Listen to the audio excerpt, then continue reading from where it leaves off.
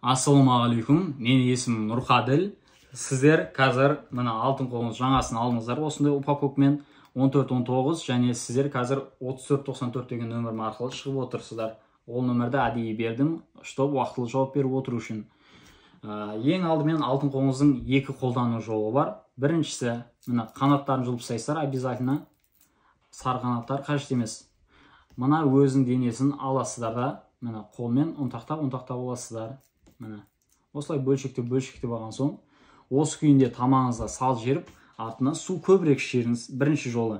Екінші жолы, осы ұнтақталғанды суға саласыз, соны ішіп жібересіз. Міне осы күйінде суға салдыңыз, осыны көбірек су ішсеңіз өзіңізге жақсы, по-любому ол қу арқылы тазалайды. Және ескеретін жайт, бұны 20 жас пен 60 жас аралығында дегенмен қолдануға болады дегенмен, сақыры барлар, жаңа қатты давлениесі барлар, және де әсіресе асқазанда язвасы барларға мүлдем қолдануға болмайды. Алдын ала, менде осындай, мен онсыз да сұрап жатырмын, кей жағдайларда ескермей қалсақ, айтыңыздар, жаңағыдай маған бола ма, болмай ма, сіздерде қандай ауру бар жоғын мен алыстан көріп отырамаймын. Сол үшін, сақтық үшін сұрап жатқаным. Ал басқа жағдайларда болады. Әйел кісілерге де ішуге болады, максимум 20 штук, и то қандай себептерде.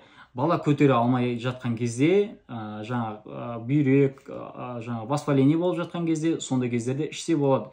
Әйелдерге қатты әсер ететін болғандықтан нормасын көтермей ішу керек. Енді мына бірінші күнгі қолдану нормасын айттым, қалай екен. Енді бірінші күні бастайсыз таңертең тамақтан соң. Тамақтан соң ішесіз, бірінші күнге болды 1 штук. Ал одан кейінгі күні қандай әсері болды, болмағанына қарай сіз маған айтып отыруыңыз керек. Жаңағы 34-94-ке кешке дейін хабарыңызды беріңіз. Егер әсер етіп жатса, маған жазасыз WhatsApp-тан, осындай әсер болып жатыр дегендей. Мен ары қарай не ішу керек, ертең жалғастырамыз ба, демаламыз ба, мен айтатын боламын. Егер әсер етпеген болса, 1 штуктан ертесіне тағы 1 штук ішу керек.